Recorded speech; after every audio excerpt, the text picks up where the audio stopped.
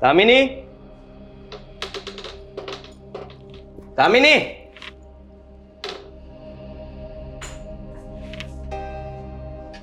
શું છે આ? એક કાચ સાફ નથી કરી શકતી? અરીસો છે, દેખાતું નથી? મને પણ દેખાય છે. તું બરાબર જો, આ જો ડાઘા જો કેટલા છે. મને હાથ લગાવ્યો. હવે આજ બાકી હતું ને? અત્યાર સુધી તો સંભળાવવામાં કઈ બાકી નથી રાખ્યું. હવે હાથ ચાલાકી પણ કરો. હા, ચાલાકી નથી કરતો. આ હું કઈ પણ વસ્તુ લાવવાનું ભૂલી જાઉં છું તો 50 વાર મને સંભળાવે છે. એક વસ્તુ ભૂલી ગયા એટલું પણ યાદ નથી રહેતું. તું ઘરના કામ નથી યાદ રાખી શકતી કે તારા ઘરમાં કામ શું કરવાના છે? હા તો છે ને, માણસની જેમ હાથ ધોવાય. હા, અહીંયા કેવી રીતે હાથ ધો છો? નળ ચાલુ કરીને આમ કર્યા કરશે, પછી બધા છાંટા અરીસા ઉપર લાગે છે. તો લાગે તો સારું છે, તું બાજુમાં નથી ઊભી રહેતી, નહીં તો તારા પર પણ છાંટા લાગત. તો હોળી રમતા મને આવડે છે. જો અત્યાર સુધી 50 વાર સંભળાવતી હતી ને, હવે 60 વાર સંભળાવીશ, પછી 70 વાર સંભળાવ્યા કરીશ. અરે બોલ હોય તો હોય. અને અરીસો છે ને હું રોજ સાફ કરું છું. સાંભળી લે મારી વાત. હા, સાંજે બહાર જવાનું હોય જમવા માટે તો રેડી રહેજે. હું ખાલી એક જ ઓન મારીશ બહારથી, આવી જજે, નહીં તો હું એકલો જમી આવીશ બહાર. તો જમી આવજો એકલા, નથી આવું મારે તમારી સાથે. મને કોઈ શોખ નથી. હા, એમ પણ મને એકલા જમવાનું પણ ગમશે અને પછી પણ જશે. અને મને એકલા ખાવાની બહુ મજા આવશે, કારણ કે કોઈ ટકટક કરવા વાળું નહીં હોય ને એટલા માટે. હું પણ એ જ કહું છું કે મને પણ છે ને એકલા જમવું વધારે ગમશે, કારણ કે અત્યારે તો અહીંયાથી સાથે જઈશું આપણે, અને પછી ત્યાં જઈને કોઈને કોઈ બાબતે ઝઘડો થવાનો જ છે ને. ત્યાં જઈને મોઢું બગાડવું, બધાને ખબર પડે, એના કરતાં તો સારું છે કે કોઈની સામે ફજેતો તો ના થાય. એવું હું પણ કહી શકું ને. હા, બધાની સામે ખોટે ખોટું મારે સાંભળવું અને તને બે શબ્દ ત્યાં કહેવા અને લોકો સાંભળે એવું ન કરવું, એના કરતાં સારું કહેવાય ને કે આપણે ન જઈએ. હા તો નથી જવું ને. મેં તો કહ્યું નતું કે મને બહાર લઈ જાઓ. હા, તમે કઈ મારા માટે બહાર નથી જતા, બરાબર? મને બહાર લઈ જવી છે એટલે આપણે બહાર નથી જતા. આ તમારા ફ્રેન્ડ તમારી સાથે આવવાના છે ને, એને બતાવવા માટે, એને દેખાડો કરવા માટે કે જો કેટલા સ્વીટ કપલ છીએ અમે. દેખાડો તો તું પણ ક્યાં બાકી મૂકે છે? હા, ફ્રેન્ડનું જે ગ્રુપ છે એમાં મેસેજ તો પહેલા તે જ કર્યો હતો, વાંચ્યો તો મેં કે આપણે બધા બહાર જમવા જઈએ. હા, મારા હસબન્ડ તો મને કોઈ દિવસ ના પાડે. વાહ, કોઈ દી પૂછ્યું છે મને પ્રેમથી? વાત કરે છે. કેમ? પ્રેમથી પૂછીશ તો શું થઈ જશે? પ્રેમથી પૂછવાથી પ્રેમથી જવાબ મળશે ખરો? ક્યારેય નહીં મળે. હા, મેં ઘણી વાર ટ્રાય કરી છે તને પ્રેમથી પૂછવાની, પણ મને પણ કોઈ દિવસ નથી મળ્યો. એટલે તારે પણ મારી પાસે આશા નહીં રાખવાની કે તને પ્રેમથી હું જવાબ આપીશ. આ તમને છે ને તમારા સારા માટે પણ કઈ કહેવાય નહીં. આ રોજ સવારે 8 વાગે ને એટલે રાગડા પાડીને ઉઠાડું છું કે ઉઠો ઉઠો ઉઠો, 9 વાગે ઓફિસે જવાનું છે, પણ એમાંય મારો વાક આવે છે કે હું તમને ઉઠાડું છું. હા, તો ના ઉઠાડ ને. હા, નહીં ઉઠાડે તો પણ તારી ડ્યુટી તે નિભાવી ન કહેવાય, કારણ કે તારે ઉઠાડવી એ તારી ફરજ છે.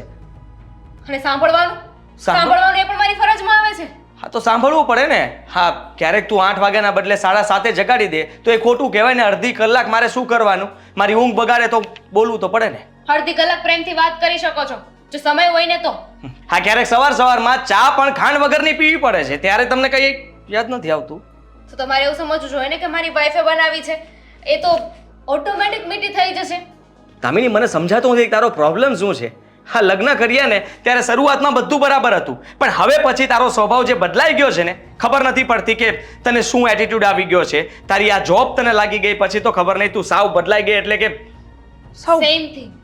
હું પણ એવું કહી શકું ને કે શરૂઆતમાં તમે પણ મારી સાથે સરખી રીતે રહેતા હતા, પણ હવે તો સ્વભાવ કૂતરા જેવો થઈ ગયો છે. મારે છે ને ખોટી લાપ નથી કરવી. હા, રાત્રે છે ને આવી જજો સમય, અને એક ફોન મને ના સંભળાય ને હું કામમાં હોય ને તો મને ફોન કરી દેજો. ફોન મારી પાસે જ હશે. હું નહીં આવું. કામ પણ હોઈ શકે ને, વહેલા ન આવી શકું, કારણ કે તે દિવસનો હોટલનો ઝઘડો મને યાદ આવી ગયો છે. હા, બહાર જઈને પછી તારે ઝઘડવું જ હોય એના કરતાં અહીંયા જ ઝઘડી લે ને. તો મને પણ યાદ આવી ગયું ને કે હોટલમાં ઝઘડો તમે ઊભો કર્યો હતો, મેં નહીં. અરે તમને તો નાની નાની વાતે ખોટું લાગી જાય છે. હા, તો સામેવાળું કપલ, હા મતલબમાં જોતી હતી ને તું, પેલી લેડીઝ હેના મેનને કેવી રીતે જમાડતી હતી પ્રેમથી, તે એકવાર પણ મને એવી રીતે બટકું ખવડાવ્યું હતું. ખાલી મેં તો પ્રેમથી કહ્યું કે દામિની, ત્યાં તો તને ગુસ્સો આવી ગયો, મોઢું બગડી ગયું તારું. તો ત્યાં જમવા આપણે બંને ગયા હતા ને કે તમે ચીપ કરીને જોવા ગયા હતા?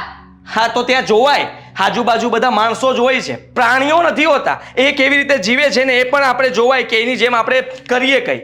મારી ભૂલ હું એક્સેપ્ટ કરું છું કે બધી જ મારી ભૂલ છે, અને મારી સૌથી મોટી ભૂલ તમારી સાથે લગ્ન કરવા. હા, મારી પણ એ જ ભૂલ થઈ છે. હા, ખબર નથી પડતી કે તારી સાથે લગ્ન કર્યા છે ને ત્યારથી આવું ચાલે છે. પહેલા કાચ સાફ કરજે, હવે બીજી વાર આવો કાચ ના આવવો જોઈએ, સમજી લેજે તું. કાચ સાફ કરીને શું કરવું છે? મોઢું તો એમ પણ જોવા જેવું નથી. એમ પણ આપણા મોઢા ક્યાં બદલાવાના છે? તારું એનું એ જ રહેવાનું છે રોજનું રોજ.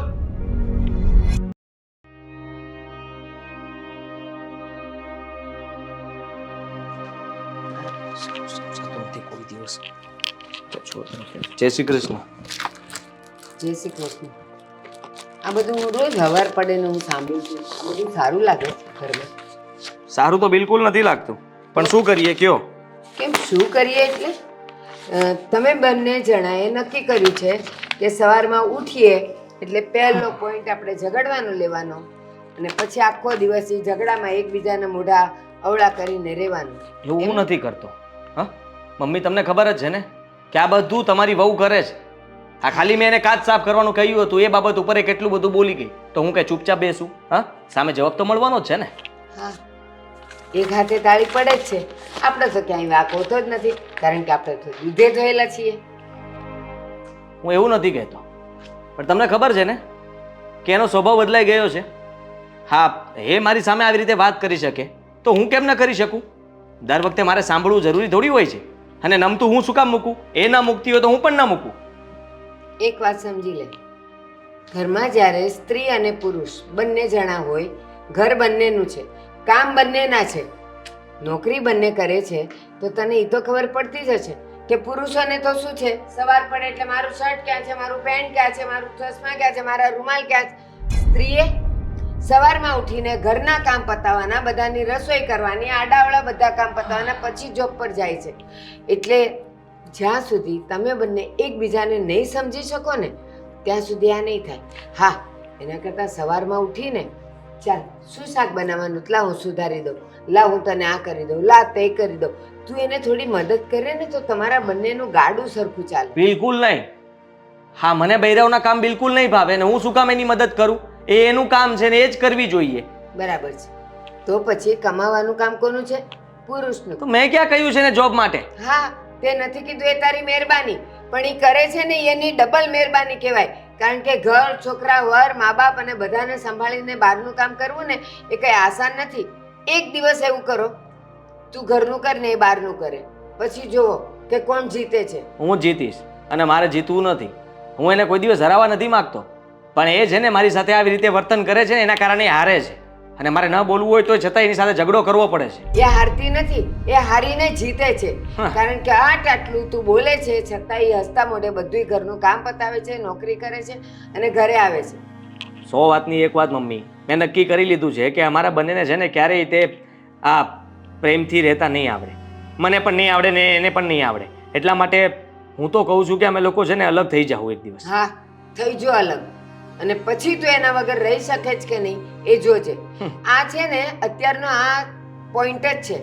પુરુષોને સ્ત્રી ગમતી નથી, સ્ત્રી સાથે રહેવું નથી, અને જેવી સ્ત્રી 2 દિવસ માટે બહાર જાય એટલે પછી ચક્કર ભમર થઈ જાય, દારૂ પીવા પર ચડી જવાનું, સિગરેટો પીવાની, ઊંઘ નથી આવતી. હું તો ખુશ થઈશ અને તમને છે ને 4 ધામની જાત્રા પર પણ લઈ જઈશ. જો આ ઘરમાંથી જાય ને તો તમારે ન જવું હોય તો કઈ નહીં, હું જઈ આવીશ ને, એકલો ફરીશ. પણ હા, એ આ ઘરમાં નહીં હોય ને તો મને એકદમ શાંતિ લાગશે. આદિ બેટા, એટલું વિચારી લે, જો તમે બંને જણા અહીંયા સમજીને રહેશો ને તો મારા માટે આ 4 નહીં 12 ધામની જાત્રા થશે. બસ સમજવાની મારે જરૂર નથી, સમજવાની એને જરૂર છે. તમારા દીકરાનો સ્વભાવ તમને પહેલેથી ખબર જ હશે ને કે હું આવો નહોતો, આટલું જોરથી નહોતો બોલતો, આવી રીતે વાત પણ નહોતો કરતો, પણ આ આવ્યા પછી આને મારું છે ને મગજ ફેરવી નાખ્યું છે સાવ. હા, એટલા માટે કે તું એને સમજી નથી શકતો એટલે તું તારી જીત કરવા માટે તારો અવાજ મોટો કરે છે, પણ એવું નથી. તું હારીશ. અને યાદ રાખજે, એક વખત જ્યારે એ ઘર છોડીને જશે અથવા તો એ પોતાનું ઘર જુદું લઈ લેશે ને ત્યારે તને એની કિંમત સમજાશે. થેન્ક યુ મમ્મી, મને કોઈ દિવસ કોઈની કિંમત નહીં સમજાય. હા, તમારી કિંમત મને સમજાય છે, પણ એના માટે તો મને કોઈ કિંમત છે જ નહીં. કારણ કે એ કોઈ દિવસ મારું નથી રાખતી તો હું એનું શું કામ રાખું? બસ આ જ અહમમાં ને અહમમાં સ્ત્રી પુરુષથી કે પુરુષ સ્ત્રીથી ક્યારેય જીતી નથી શકતી. એણે કોઈ દિવસ એવું નથી કીધું કે તમે મને આટલી કામમાં હેલ્પ કરાવી, પહેલા કરાવતો જતો, પણ કોઈ દિવસ એને એમ નથી થયું કે વાહ આ થાક્યા પાક્યા ઘરે આવ્યા છતાંય તે મારું આટલું ધ્યાન રાખે છે, મારી કેરિંગ કરે છે. ના, એણે કોઈ દિવસ એવું જતાવ્યું જ નથી. છેલ્લે તો મારે એ જ સાંભળવા મળ્યું છે, તમે મારા માટે કર્યું શું? હા, ક્યારેય એણે નથી જતાવ્યું કે તમે મારા માટે કેરિંગ કરી, આમ કર્યું, તેમ કર્યું. એ તો આ બધું ક્યારેય નથી કહેતી. એ તો બહારના કામ કરીને, નોકરી કરીને, બોસના 2 ખરાબ સારા શબ્દો સાંભળીને પણ ઘરે આવીને ઘરની જવાબદારી નિભાવે છે ને. હું એને કરાવવા જાઉં છું ને કામ તો પણ એ કે ના મમ્મી હું કરી નાખીશ, આ મારી ફરજ છે. એ એની સહનશક્તિ છે, અને તું તો એક પતિ થયો એટલે બસ હું જ સર્વસ્વ છું. ભૂલી જજે, સ્ત્રી એક શક્તિ છે. શક્તિ સામે કોઈ હજી સુધી જીતી નથી શક્યું. તુંય નહીં જીતી. તો હારી જઈશ. આ ઘરમાંથી જતી રહેશે તે જીતી ગઈ, બસ એ મહાન. ના, એ ઘરમાં રહીને જીતશે. હા, તો જીતાડો તમે એને. મને શું કામ કહો છો આ બધું? ભાન નથી. સ્ત્રી અને પુરુષ બન્યા છે એટલા જ માટે કે બંનેથી જ સંસાર ચાલે છે, સમય ચાલે છે, સમગ્ર બ્રહ્માંડ ચાલે છે. એને ત્યારે સમજાશે જ્યારે દામિની આ ઘરમાંથી જશે અથવા તો એની કેર કરતી બંધ થઈ જશે.